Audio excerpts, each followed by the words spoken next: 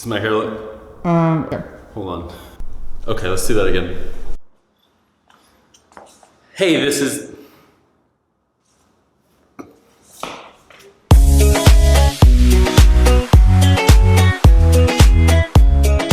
Hey guys, this is Josh from Streamline Retail in Houston, Texas, and today I want to talk to those of you that are considering or about to open new retail stores about a few of the most common mistakes that we see in getting to work with retailers. You see, we get to work with retailers, either brand new ones who want to get off on the right foot, or existing ones who want to turn the page and start doing things differently. So with the new retailers, that means that we get to see awesome businesses from like idea to a full-fledged business and see it grow. And what I love about retailers is the passion that you have about your products and your customers. It really is one of the driving forces of why I do what I do. But I see the same mistakes played out again and again and again. And what I hate is that none of them are in and of themselves something that's going to drive you out of business. None of them are astronomical, but together they really can make a huge pain down the road. So why don't I run you through the top 4 mistakes that I think brand new retailers make. Number 1 is starting with a disconnected e-commerce and brick and mortar platform. So if you are starting a brick and mortar store from day one and you have a website, you want to make sure that those two are synced together so that when you create an item in your store, it can go online automatically and you sell it online, it's removed from your in-store inventory. When you sell something online and you end up not having it because you sold it in store, it ruins your brand.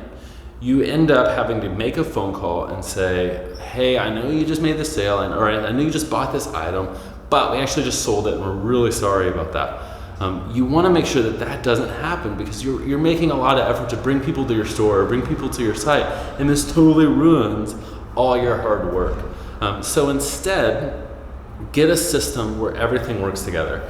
So you could either do an all-in-one package like Lightspeed point of sale plus Lightspeed eCom, or integrated packages like Springboard point of sale and BigCommerce, or Vend point of sale and Shopify. Obviously Shopify is a big one and they integrate with just about everybody, either through native connections or through third-party connectors, but there's a few other platforms out there that you can consider. If you're only starting online and you think you might want to get in brick and mortar someday, go ahead and start to create a roadmap of what systems you might want to use to start tracking your inventory and to help you move into brick and mortar down the road. The next one, and this seems so small, but really it's a pain, is when you set up your credit card processing before you pick a point of sale.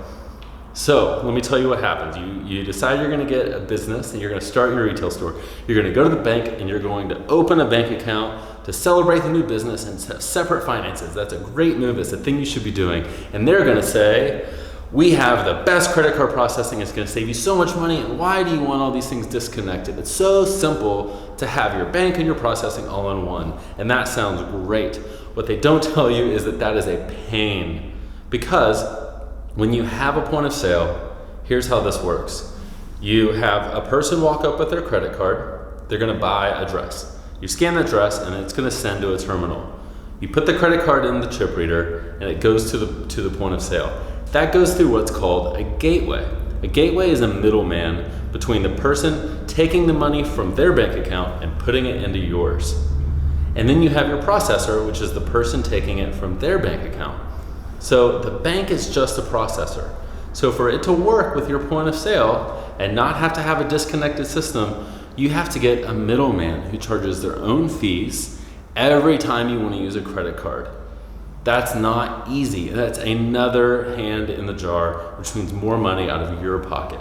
So the best thing that you can do is sign up for your point of sale, find out who is compatible with that system, and then get quotes from everybody who's compatible. If you don't like the quote that you get, go to your bank, then apply, get some rates, and then give that to a compatible processor and see if they'll match what your bank offered you. But do not sign up with your bank the first time when you go set everything up. The next mistake that we see a lot of retailers make is about inventory control and not taking it seriously. Look, I understand you have one job.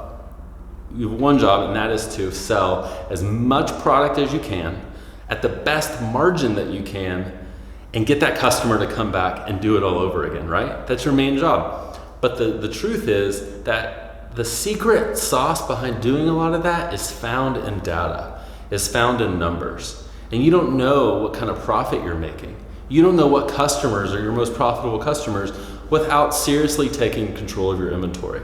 And look, I'm not talking about crazy, robust, big data kind of stuff. I'm talking about following the basic, elementary process of retail.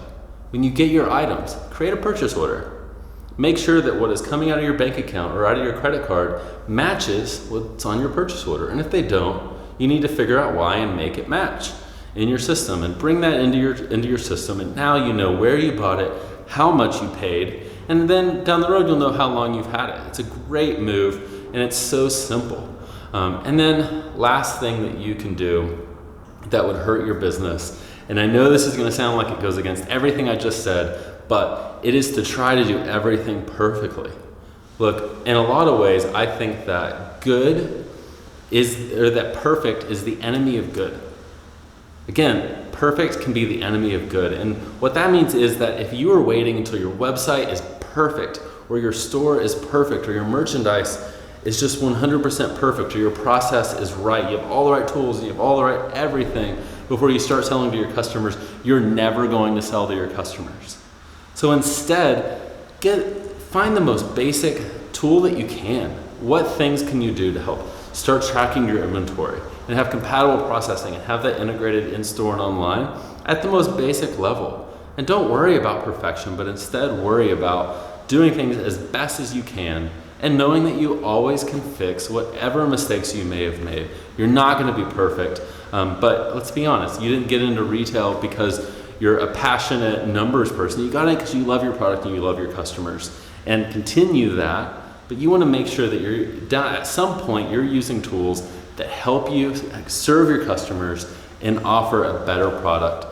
So thank you for watching our video. I hope that you click subscribe. We'll have more content about retailers and how they can grow their businesses.